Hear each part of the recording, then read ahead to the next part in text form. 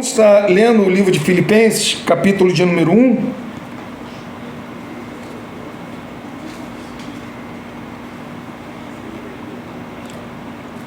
Vou estar lendo o versículo de número 1 e 2, tá bom? 1 e 2.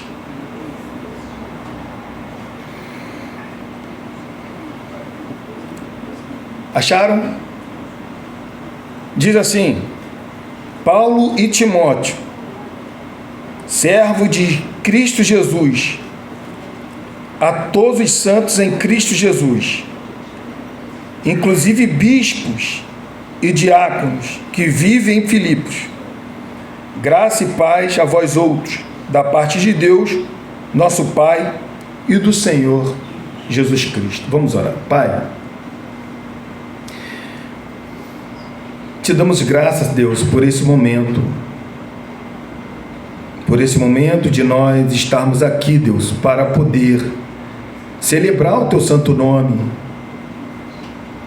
Obrigado, Senhor, porque o Senhor nos trouxeste para este lugar, para nós juntos, como uma família, como povo que o Senhor salvou, celebrar o teu santo nome, meu Deus. Obrigado.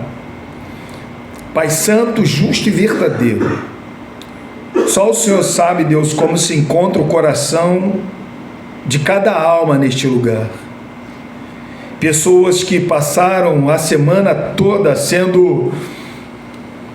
tendo uma sobrecarga na sua vida de tantas notícias, de tantos acontecimentos que trouxe uma profunda tristeza em seu coração. Mas reconhecemos, meu Pai, que o Senhor Deus é o único que pode sondar o nosso coração. De repente, o nosso coração, nesta semana, absorveu coisas que não agradam a Ti, Deus. Deus Santo, limpa o nosso coração, meu Pai.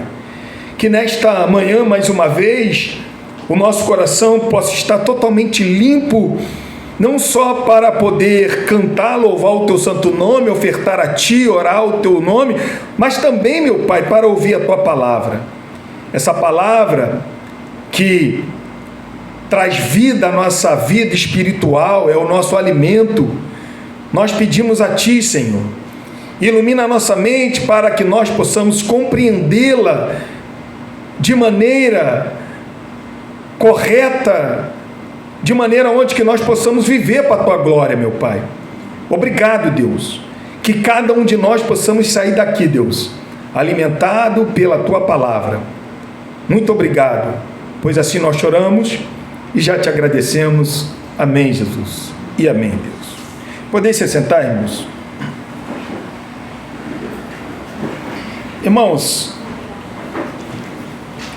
se a gente não conhecer o fundo histórico, eu vou estar repetindo algumas vezes sobre essa cidade, Filipos. Nós, quando lemos na nossa casa, nós não vamos entender ela da maneira que ela tem que ser entendida. Então eu vou fazer uma breve introdução aqui, vou dar uma lida, né? Para que nós possamos compreender mais ou menos por que essa cidade se chama Filipe e por que ela tem, né, porque ela tem essa importância tanto para a igreja, não só para a igreja na época, a igreja primitiva, mas também em todas as suas eras da igreja. Filipe ou Filipo, né? Esse nome é dado a homenagem ao homem chamado Filipe II, que ele foi o pai do Alexandre o Grande.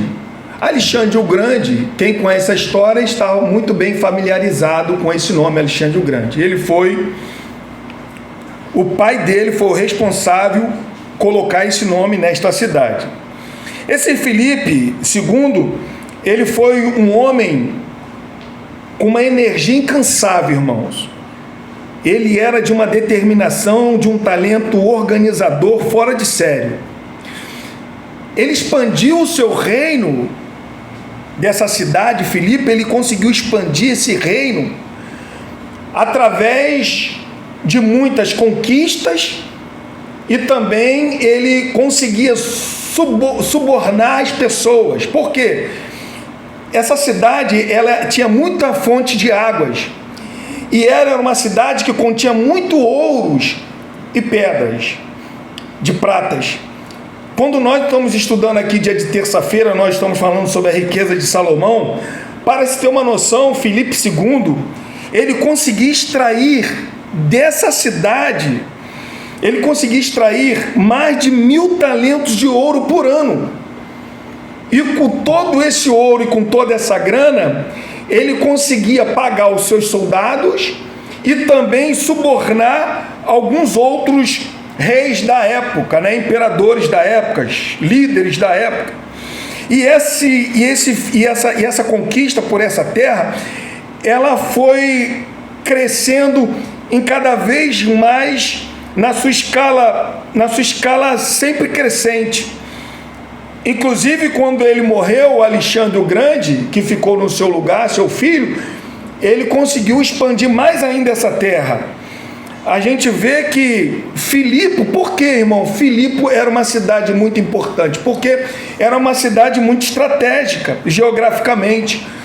Porque quando nós estudamos a segunda viagem missionária do apóstolo Paulo, a gente vê que essa cidade, ela ficava entre o Oriente e o Ocidente, ela ficava no meio.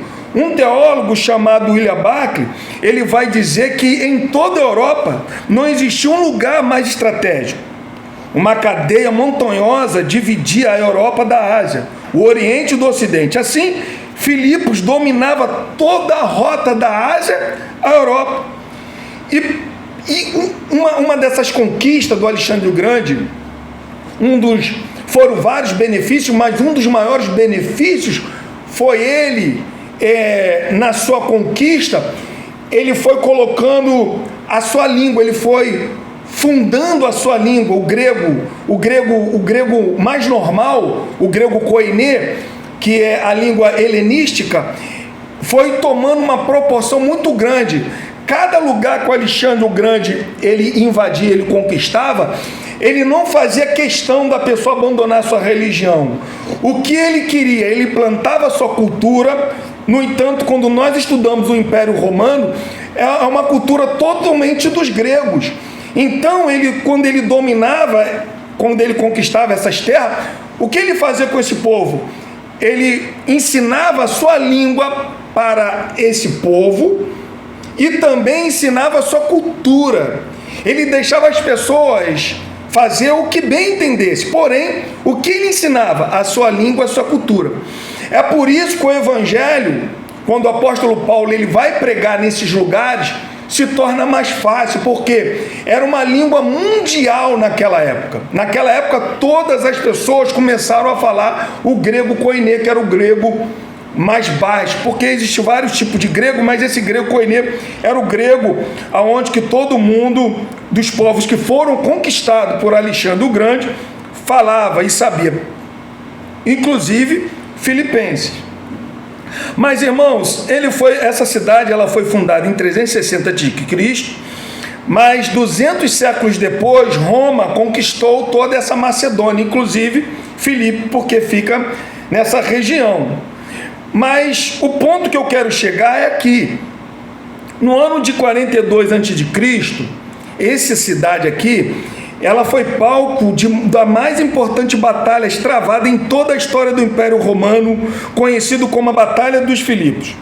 Um general chamado Otávio e o outro chamado Marcos, do exército leal ao imperador Júlio César, que foi assassinado, derrotou os rebeldes Brutus e Cássio em Filipos. Os historiadores contam se essa batalha ela fosse perdida neste lugar aqui, Roma seria conquistada pelos rebeldes. Mas como que os generais leais do imperador conseguiram derrotar os rebeldes, essa cidade, Filipe, ela ficou sendo uma cidade privilegiada. Por causa disso, Filipe, ela foi elevada a uma honrada posição de colônia romana. Ela era uma Roma em miniatura. Era natural que cidadãos desta cidade se orgulhassem grandemente em ser romanos. o imperador proporcionou aos seus cidadãos os mesmos privilégios dos romanos. Primeiro, essa província, ela desfrutava dos privilégios econômicos, tais como isenção de impostos e os direitos de adquirir impostos. Vantagens políticas, como independências, administrações das suas próprias leis. Eles então tinham uma liberdade, assim como lá na Itália tinha sua liberdade. Esse povo, em toda a região que nós vamos estudar, ou estudamos o Novo Testamento, era a única região, saindo da Itália, fora da Itália, que tinha todos os privilégios dos romanos. Por isso que eu estou falando, quando nós entendemos sobre o privilégio que essa cidade tinha, nós vamos entender então o conteúdo dessa carta aqui, como se torna uma coisa muito mais clara em nossos estudos. Nessa colônia, irmão, se falava, claro, o idioma grego de Roma, se usavam vestimentas romanas e se observavam os costumes romanos. Quando, de todas essas igrejas que Paulo plantou, essa igreja que nós vamos estudar a partir de hoje é a mais ligada ao apóstolo Paulo, a que nasceu no parto de profunda dor. Quando Paulo está escrevendo, a gente vai ver isso mais adiante, mas Paulo está preso, a sua primeira prisão, ele está escrevendo essa carta. 10 anos já tinha se passado quando Paulo tinha plantado essa igreja em Filipe. Mas que na verdade a gente vai ver que essa igreja aqui, essa igreja Filipe aqui, é a primeira igreja da Europa. Essa igreja aqui, ela não foi plantada segundo a vontade do apóstolo Paulo. Paulo não tinha nenhuma intenção de ir para este lugar. Essa igreja aqui, ela nasceu já no coração de Deus, foi projeto de Deus. Acompanhe comigo aqui em Atos, a gente vai dar uma leitura em Atos, no capítulo de número 16. Olha o que diz em Atos, capítulo de número 16, por favor.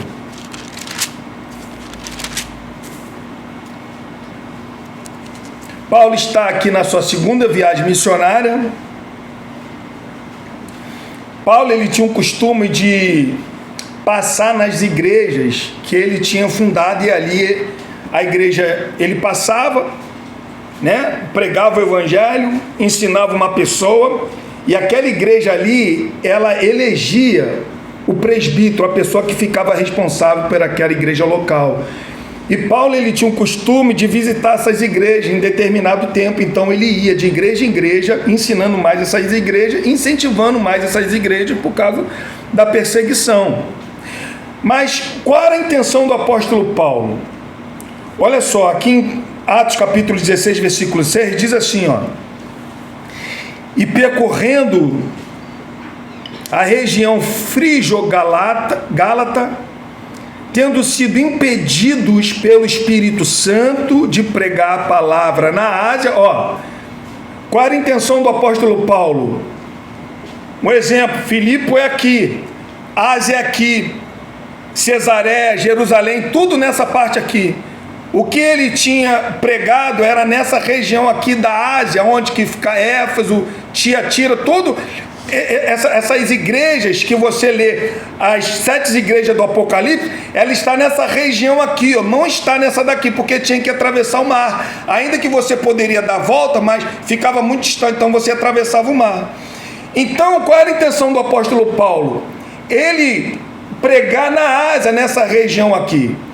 Quando ele está tentando ir para essa região aqui, o Espírito Santo está impedindo dele ir para este lugar, mas até então Paulo não sabia.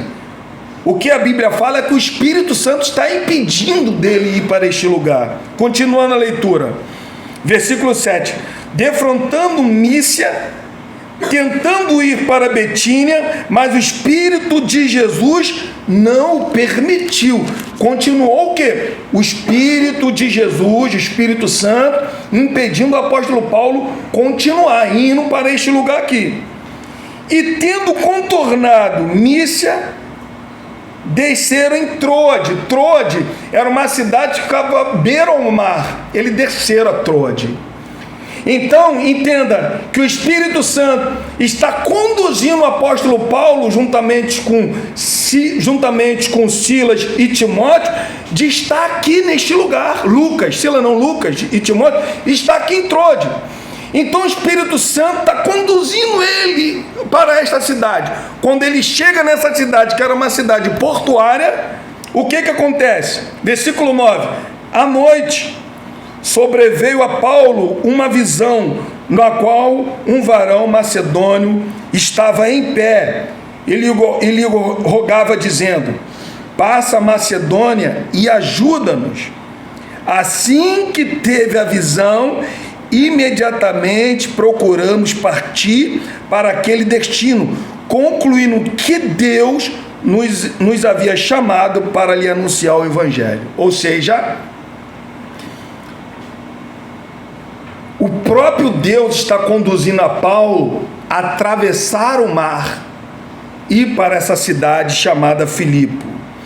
Quando nós estudamos o Novo Testamento, o livro de Atos, nós vamos ver que a igreja nesta época, ela é conduzida pelo Espírito Santo. A gente vê em Atos, no capítulo 8, versículo 29, Filipe sendo guiado pelo Espírito Santo para ir para o deserto, para pregar a mensagem para aquele eunuco. A gente vê também Pedro sendo aconselhado pelo Espírito Santo, em Atos capítulo 10, de receber aqueles 2 homens ali que tinham sido enviados pelo Cornélio, em Atos 10. A gente vê em Atos 13, quando está ali aqueles doutores e mestres reunidos, o Espírito Santo separa Barnabé e Paulo para a obra missionária em Antioquia. Então a gente vai ver que do início ao fim, o Espírito Santo está conduzindo a igreja aqui em Atos. Do início ao fim, o Espírito Santo conduz a igreja. Hoje, o que tem conduzido a igreja? O que é para conduzir? Qual é o instrumento que a igreja tem que ser conduzida? Pela palavra. Porque hoje a palavra ela está finalizada. Hoje o nosso instrumento para poder conduzir a igreja, claro, se o Espírito Santo não operar em nossos corações, ninguém vai conduzir, fazer esse milagre que está acontecendo hoje aqui. Claro que é o Espírito Santo que faz, mas como que nós entendemos que é o Espírito Santo que quer que nós façamos determinadas coisas? Através da sua palavra. Então essa igreja aqui, ela nasceu no coração de Deus, plantada por direção divina. Agora, irmãos, é claro que nem sempre o projeto de Deus ele é um caminho fácil, nem sempre.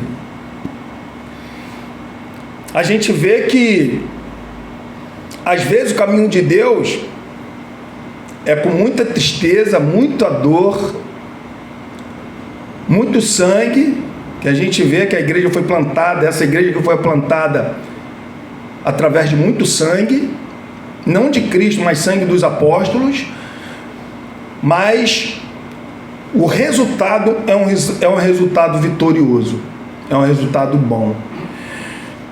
Quando a gente vai aqui em Atos capítulo de número 16, versículo 22 e 23, entenda que Deus aparece através de um sonho. Paulo vê um homem pedindo: atravessa a Macedônia e nos socorre, né? Atravessa, vem para cá, nos socorre. Então Paulo vai para lá. Irmãos, não está na Bíblia, mas de acordo com alguns estudiosos, eles falam que essa foi a viagem mais tranquila que o apóstolo Paulo teve na vida. Não teve nenhum embaraço no mar. Ele conseguiu fazer isso em 2 dias, um percurso tranquilo, sabe? De paz, ele conseguiu chegar nesse lugar. Ele desce, desembarca no porto deste lugar. E Paulo, como de costume, ele ia sempre para os lugares centrais.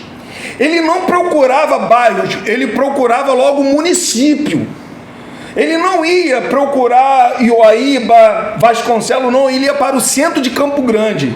E ali pregava o evangelho, através desses homens que ouviam o evangelho, então chegava em Ioaíba, chegava em Vasconcelos e assim por demais. Paulo, ele tinha essa estratégia.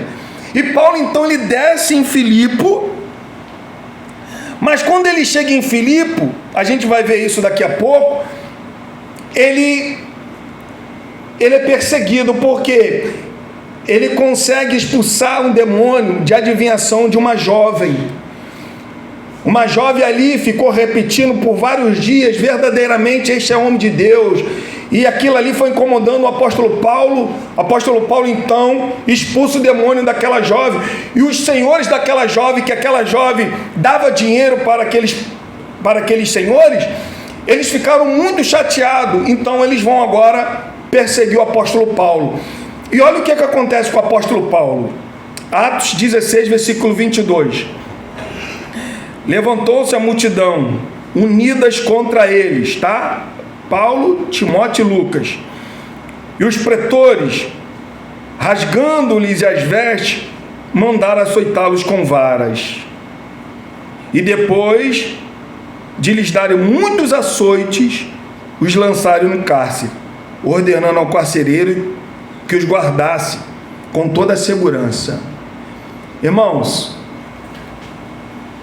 o que eu falei que aqui é uma cidade, uma miniatura de Roma.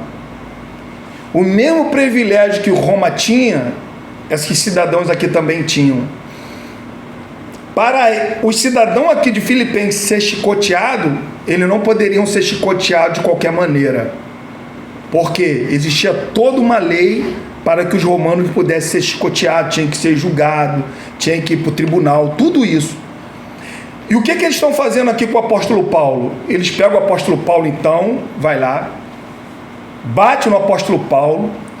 O apóstolo Paulo está todo ensanguentado, está todo arrebentado, porque a Bíblia fala que deram muitos açoites nesse homem e lançaram ele lá no cárcere. Mas o apóstolo Paulo era um cidadão romano também, não era só judeu, ele era romano. Quando esses pretores ficaram sabendo que o apóstolo Paulo era romano, eles foram ter que pedir desculpa ao apóstolo Paulo, porque isso não poderia acontecer com o apóstolo Paulo, porque ele é um cidadão romano. Eles não poderiam bater em o apóstolo Paulo antes de o apóstolo Paulo ser julgado. Você se lembra que quando o apóstolo Paulo está fazendo a sua viagem, o apóstolo Paulo com certeza está ali temeroso por tudo aquilo que estava acontecendo, por todas as perseguições, já tinha sido preso durante 2 anos em Cesareia. E quando aquele povo queria, quando os judeus queriam matar o apóstolo Paulo, ele vai apelar a César. Os judeus sabiam muito bem que não poderia maltratar aquele homem, a não ser ele ser julgado e condenado pelos romanos. E o que ele faz? Apelo para o César. No entanto, quando você lê Atos, no capítulo 23, pula ali, 24, se eu não me engano, o governador Félix, ele fala assim: esse homem poderia muito bem ser soltado, porque eu não vejo nenhuma condenação, nada que venha condenar esse homem. Mas por ele ter apelado a César, ele tem que ir a César. E assim ele foi, porque Deus também falou para o apóstolo Paulo em sonho: Paulo, importa que você vai lá em Roma pregar o evangelho. Então Paulo faz esse apelo e ele vai lá. Mas aqui a gente vê que o apóstolo Paulo, ele é chicoteado, ele é apanhado. Mas como que eu falei no primeiro momento, é que nem sempre o caminho, o projeto de Deus é fácil, mas o resultado é vitorioso. Irmãos, esse capítulo, ele é o único capítulo que conta a história de uma certa igreja, aonde que mostra somente esses determinados povos sendo salvos, se não foi ele, juntamente com a sua família. Se você ler Tessalonicenses, se você ler em Atenas, em Corinto, você sempre vai ler assim, ó: E uns acreditaram em Paulo, outros não. Outros foram persuadidos pelos judeus de perseguir o apóstolo Paulo. Mas nessa carta aqui nós não encontramos isso neste lugar aqui, nesse acontecimento. O que nós vemos é um grande milagre de Deus operando na primeira igreja da Europa. Na primeira igreja que Deus vai plantar na Europa, a gente vê, irmão, a conversão de 3 pessoas totalmente diferentes uma das outras. A gente vê uma pessoa muito rica, uma pessoa escrava e um cidadão ali romano, se eu posso assim dizer, como foi o carcereiro. Acompanhem comigo aqui, que a gente vai ler em Atos capítulo 16. Olha a primeira conversão de uma mulher aqui na Europa. Versículo de número 13, diz assim, ó: no sábado, saímos da cidade para junto do rio, onde nos apareceu haver um lugar de oração. E assentando-nos, falamos às mulheres que para ali tinham concorrido. Ó, as mulheres tinham ido para ali ouvir, tá? Era um lugar de oração, então as mulheres estão indo para aquele lugar ouvir. Olha o que acontece.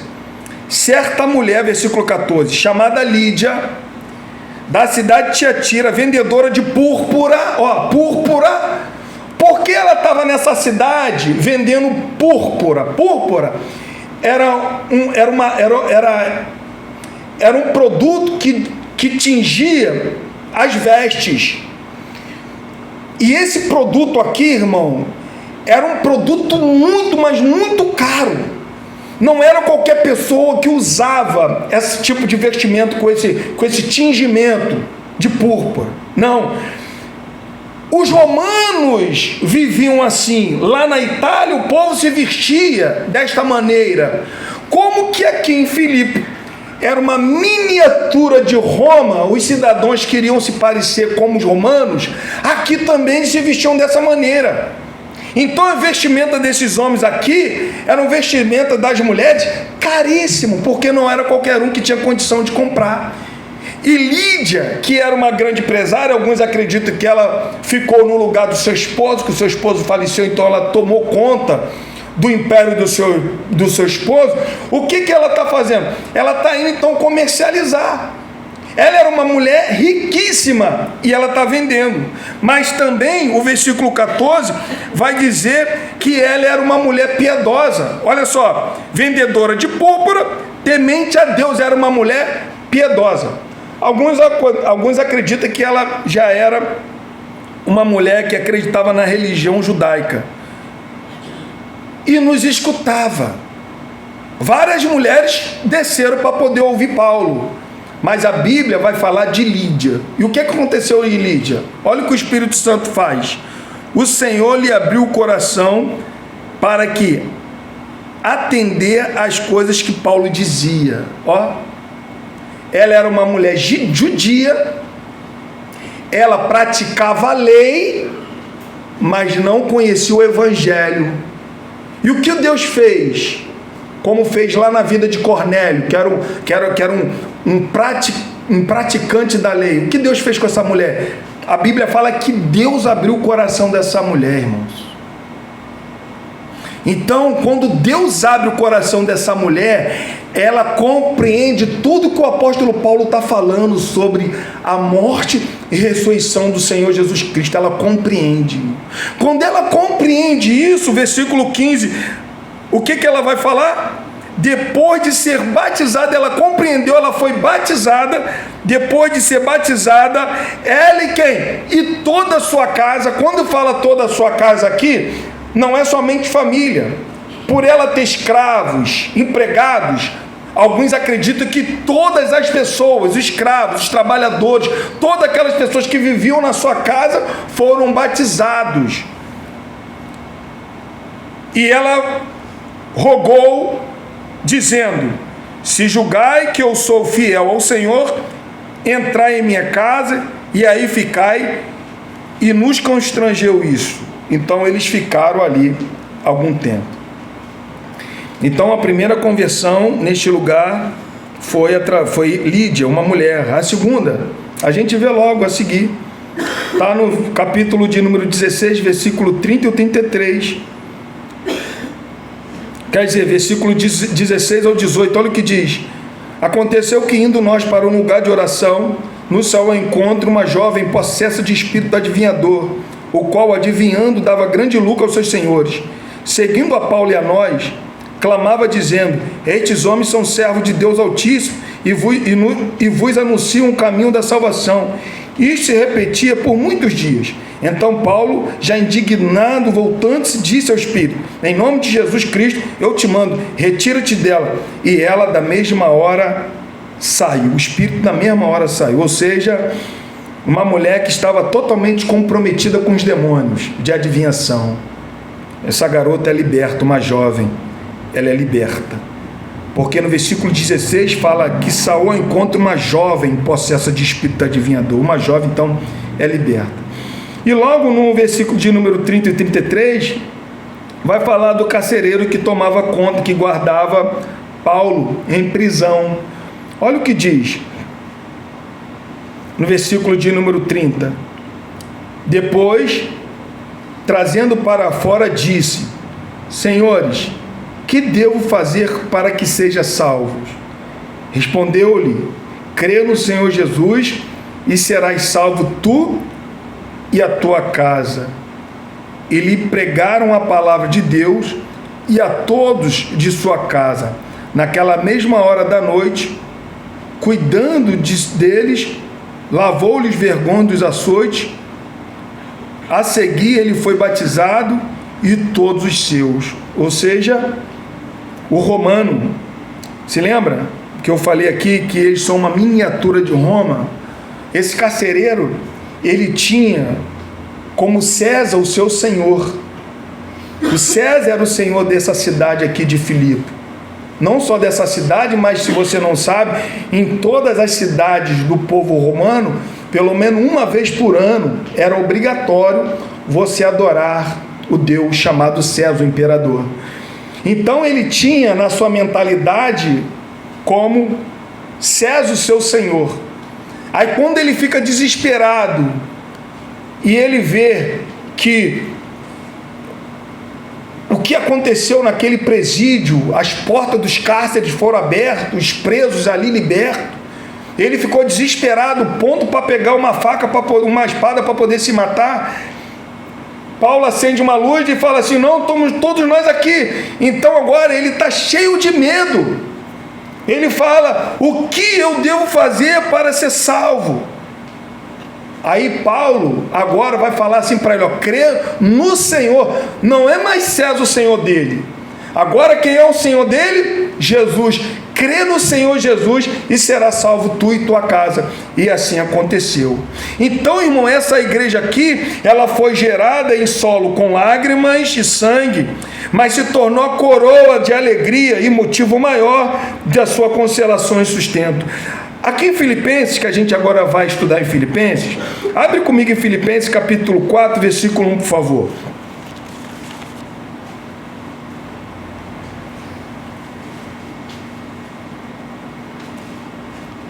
Diz assim, olha: portanto, meus amigos, amados e muito saudoso, minha alegria e coroa. Eu estou falando que o apóstolo Paulo está escrevendo depois de 10 anos, ele está preso em Roma. E ele está falando que essa igreja aqui era a alegria do apóstolo Paulo e a coroa do apóstolo Paulo. E a gente vai, no decorrer das semanas, a gente vai ver como que essa igreja que ajudou esse homem. Foi a única igreja, em todas as igrejas que o apóstolo Paulo plantou, foi a única igreja que sustentou o ministério do apóstolo Paulo. Foi a única de todas as outras. Tá? De todas as outras. Ele fala para a igreja de Corinto: ó, eu deixei de receber sustento para poder vir aqui e ficar com vocês. Então, é a única igreja, a igreja de Filipe, é a única igreja que sustentou o ministério do apóstolo Paulo. E que ficou do início ao fim sustentando o ministério do apóstolo Paulo. No versículo de número 1, diz assim, olha, Filipenses capítulo 1, versículo 1, Paulo e Timóteo, Aí ele vai dizer assim, ó, servo de Jesus Cristo. O que quer dizer servos? Essa palavra no original, ela está doulos. O que significa isso? É um prestador de serviço. Alguns acreditam que aqui a palavra, de repente, alguma tradução vai estar escravo. Porque alguns acreditam que a tradução para o escravo, ela faz mais sentido do conteúdo da carta do que servos.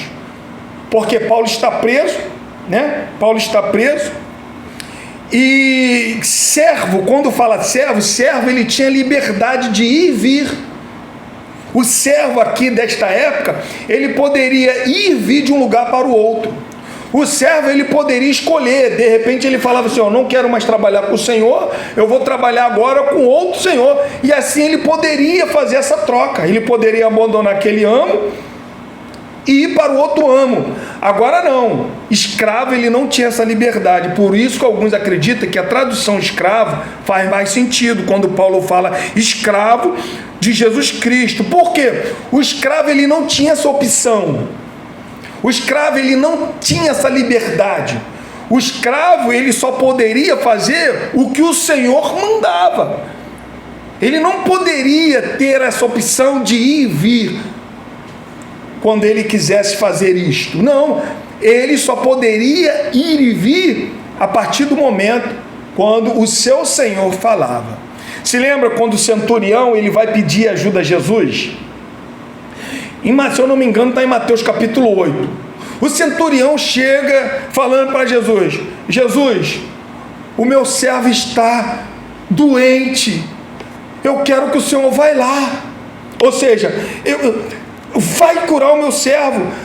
Mas ele falou, o centurião ele fala assim, olha, recapitulando aqui, o centurião ele vai pedir uma ajuda a Jesus, mas quando Jesus ele vai na casa, quando ele está indo em direção à casa do centurião, ele fala assim, não, Jesus, o Senhor não precisa ir lá.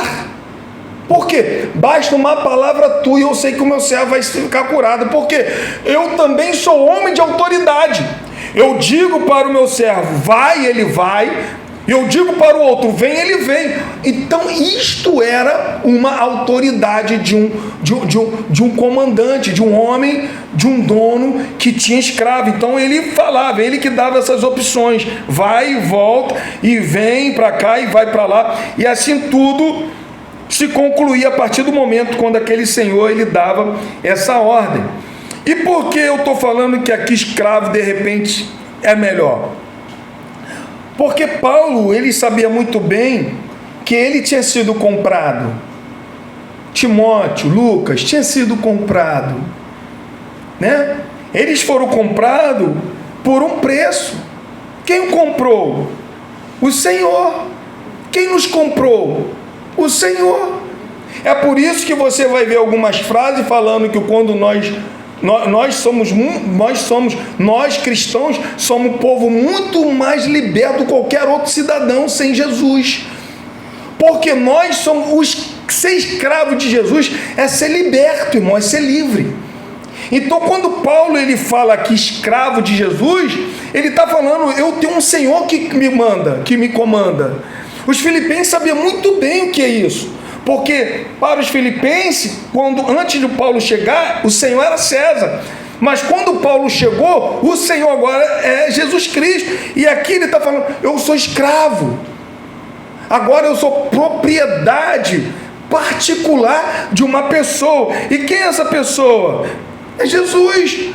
Paulo, irmão, sabia muito bem que foi totalmente dependente de Deus para poder plantar essa igreja lá. Não estava no plano e no projeto do apóstolo Paulo ir para este lugar. E quem conduziu? Jesus. Às vezes acontece assim com a gente. Às vezes nós não temos projetos de ir para determinado lugar. Às vezes, irmão, nós não temos planos de certos acontecimentos. Mas o que nós somos? A mesma coisa de Paulo e Timóteo. e Lucas, que está aqui relatando isto. Somos propriedade de Jesus. E Jesus, ele nos caminha por certas cidades chamadas Filipe ou Troade, que a gente nem pensa em ir ou pensa viver, e Jesus nos leva para essas determinadas situações.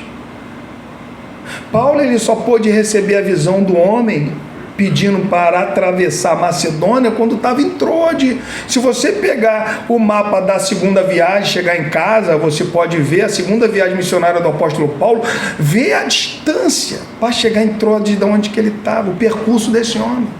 E ele só foi entender que o Espírito Santo está impedindo dele ir para a Ásia quando ele chegou em Troade, quando aquele homem falou, atravessa a Macedônia.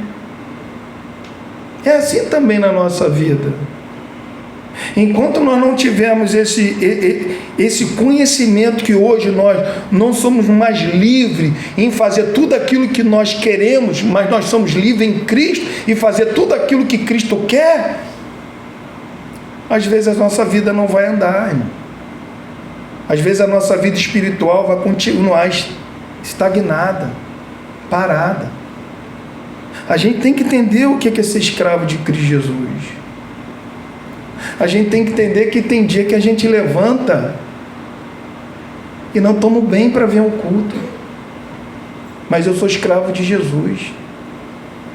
Não é minha vontade. É claro que tem vezes que a gente está doente. Mas tem vezes que a gente acorda, irmão, com uma indisposição tremenda. A gente não sabe.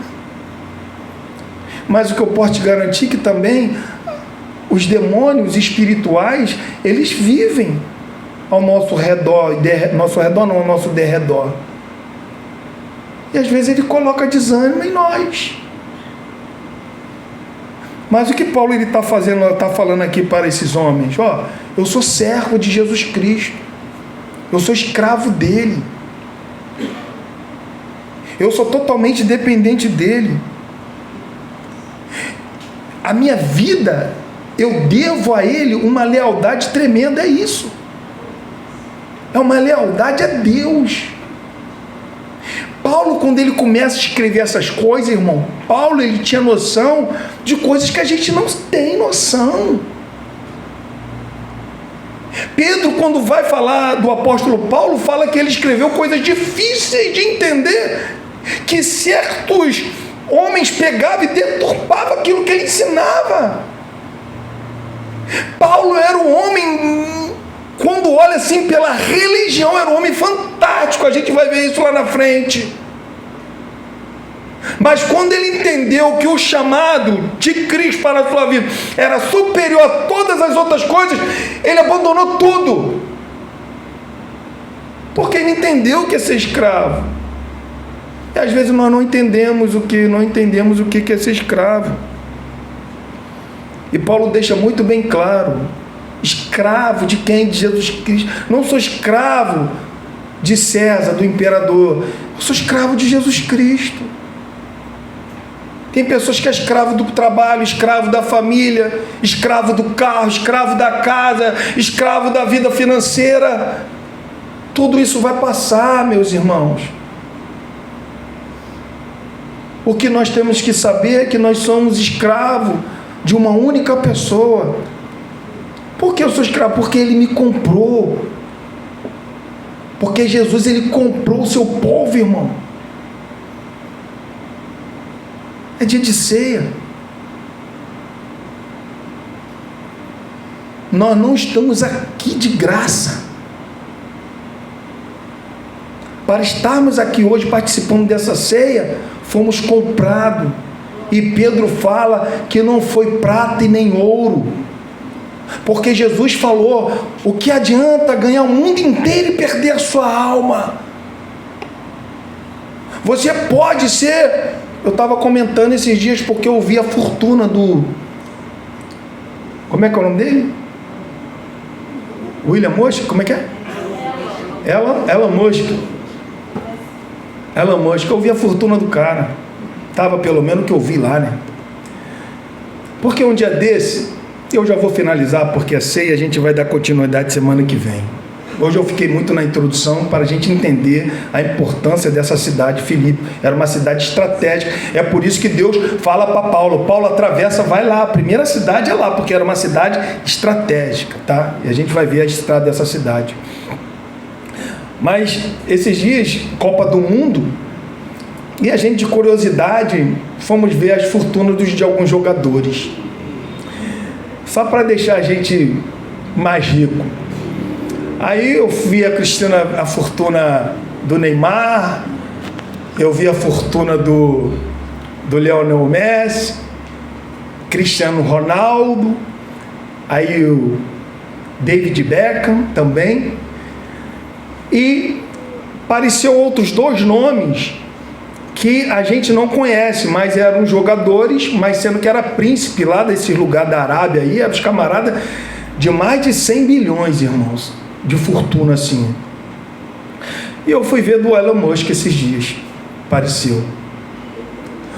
O homem, a fortuna dele está estimada em 227 bilhões, o camarada, 227 bilhões, irmãos.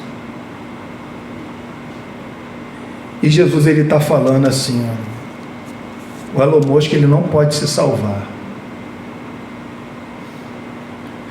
Cristiano Ronaldo não pode se salvar, Messi, Neymar não pode salvar. Pode ganhar o mundo inteiro. O Elon Musk pode ganhar até o planeta Marte, a Lua, pode ganhar o que for, o universo. Mas ele não consegue se salvar com toda essa fortuna. E eu e você, pessoas ignorantes, muitos analfabetos, de repente vai chegar em casa, vai ter aquela comida humilde na mesa, graças a Deus por isso. Mas um dia, Deus abriu o nosso coração como abriu o coração de Lídia. Um dia, Deus nos libertou como libertou aquela jovem. Um dia, Deus nos livrou de todos os nossos temores que a gente tinha, como aquele carcereiro.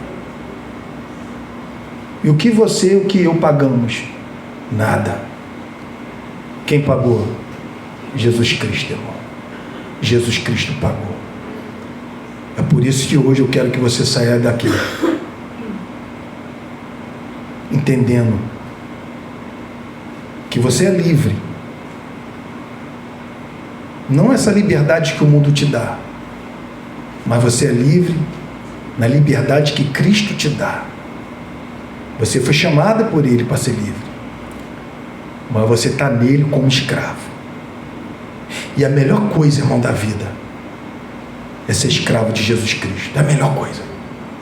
A melhor coisa que na vida humana pode acontecer. É por isso que eu falei semana passada, ou retrasada, eu não estou lembrado, Mateus 13, 43, aquele homem, quando encontra aquele tesouro escondido, vai e vende tudo que tem, com alegria. Por quê? O melhor resultado da nossa vida, irmão, é um dia Cristo ter nos encontrado. E se Cristo te encontrou, você é selado pelo Espírito Santo, mas você é escravo dele. Amém? Ser escravo de Deus, irmão, é a melhor coisa que pode acontecer. Ser escravo de Deus, nós temos esperança. O mundo está acabando, temos esperança. O mundo está chorando, a gente de um lado chora, mas do outro lado ri. Porque ser escravo de Deus é saber que tudo isso é passageiro.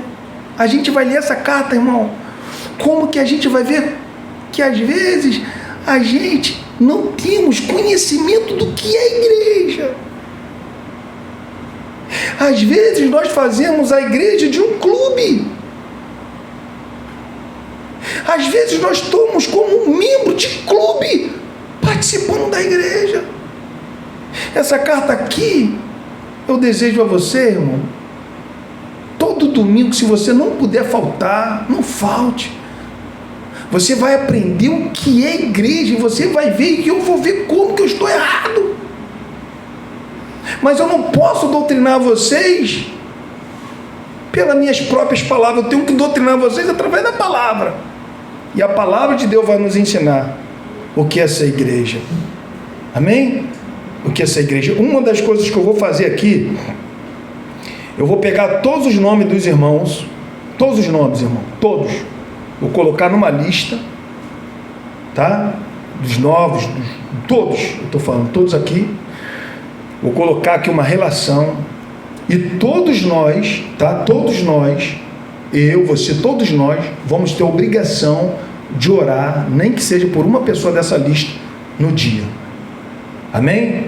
No dia. E depois a gente vai, eu estou com umas coisas aqui na minha mente, para a gente entender o que é essa igreja. Igreja é orar um pelos outros. Igreja é sentir a dor um dos outros. Muitas coisas eu não sei o que meus irmãos passam aqui. Muitas vezes eu estou almoçando lá e eu não sei se meus irmãos podem estar almoçando, porque às vezes isso, a cultura que a gente está vivendo hoje nos inibe de passar a nossa necessidade para os irmãos.